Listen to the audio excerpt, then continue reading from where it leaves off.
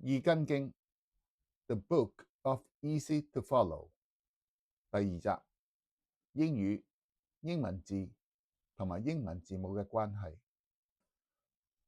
我好多學生都話學英文好難，其中最難嘅一樣呢，就係佢哋嘅英文生詞學得唔夠多。佢哋有啲甚至會攞住一本字典嚟背嘅，希望自己能夠認識更多嘅英文生詞。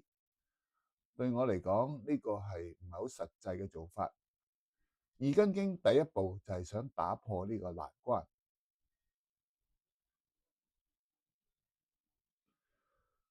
就好似世界上好多不同嘅語言一樣，起初英文都係一種只有講嘅語言，係冇文字嘅。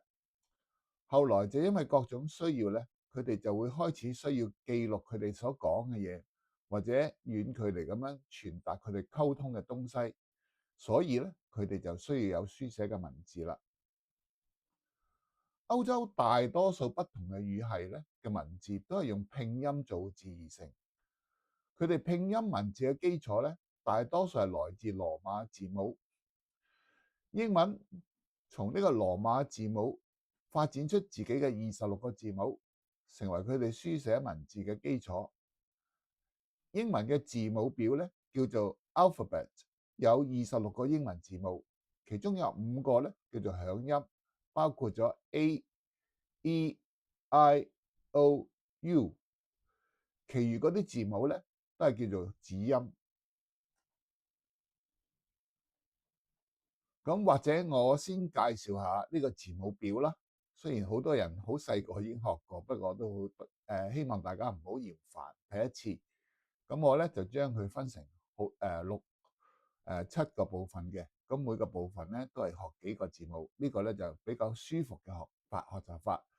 第一組咧就係 A、B、C、D， 咁上面呢行咧係叫大階，而下邊呢行咧就叫小階，佢哋嘅讀音係一樣嘅 A、B、C、D。咁第二組咧就係 E、F、G， 第三組咧就係 H、I、J、K、L、M、N、O、P、Q。咁咧呢個咧好多人就會有啲混淆嘅地方，就係兩個只係方向唔同，但係其實寫出嚟嘅樣係一樣。P、Q、R、S、T、U、V、W、X、Y、Z。好啦，咁26個字母咧，我哋就睇咗一次啦，好快。咁咧請你分組嚟記就容易記啊，唔使一次過學晒26個。好啦，咁咧就有好多人用咗兒歌唱呢個字母歌啦。我諗我唔喺呢度試啦，咁啊大家可以喺網上搜尋下就會知道字母歌噶啦。好，我哋再睇下下邊咧，就係介紹下嗰5個響音字母。再講一次就係 A、E、I、O、U， 世界一樣嘅，佢哋嘅發音係一樣嘅。好啦，講完字母表同埋講完英文字嘅重要嘅發展嘅一個特徵咧，就係拼音而成啦。咁跟住咧就講下咩叫音節啦。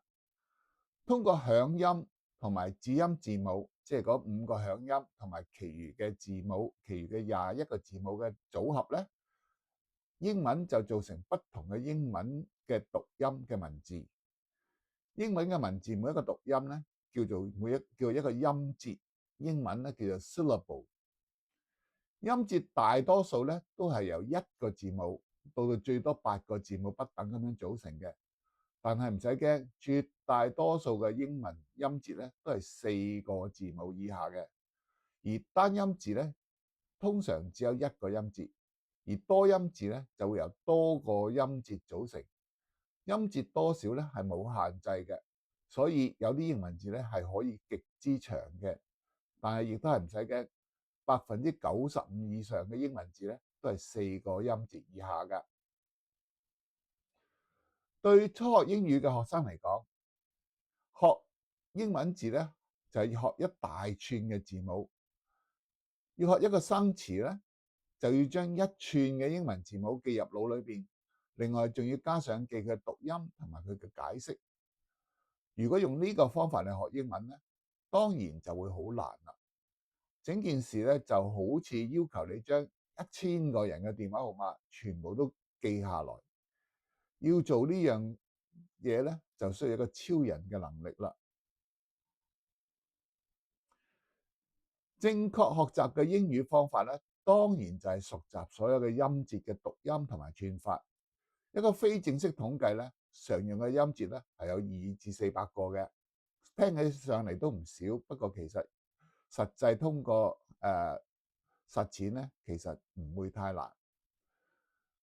仲有除咗知道音節嘅串法同埋發音之外咧，仲要學識英語嘅拼音方法。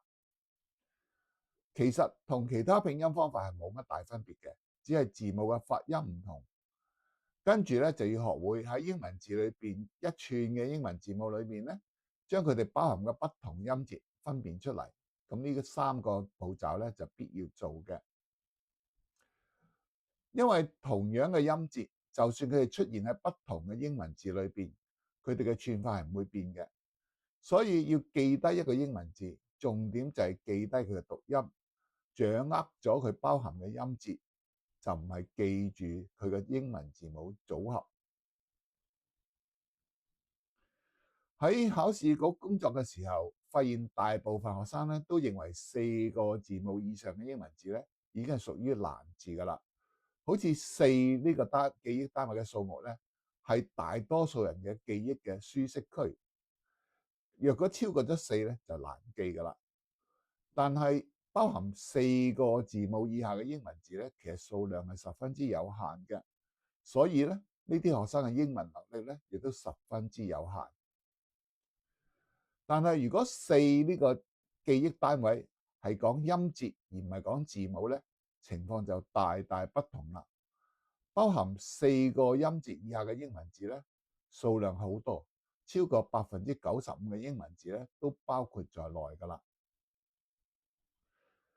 而記憶讀音比記憶字母咧組合咧，其實亦相對嚟講係更加容易嘅，因為讀音咧就包含咗意思嘅，所以記起嚟咧唔算太難，而且能夠將英文字講出嚟，比起只能將英文字串出嚟咧，分別實在太大啦。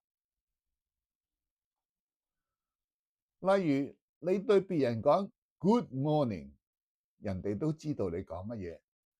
但係如果你對人哋講 Goodmorning，我相信大部分人咧都唔知你想講乜。而且喺日常生活裏邊，我哋聽到嘅講嘅都係有意思嘅英文字，就唔係一串一串嘅串俾人聽嘅字母。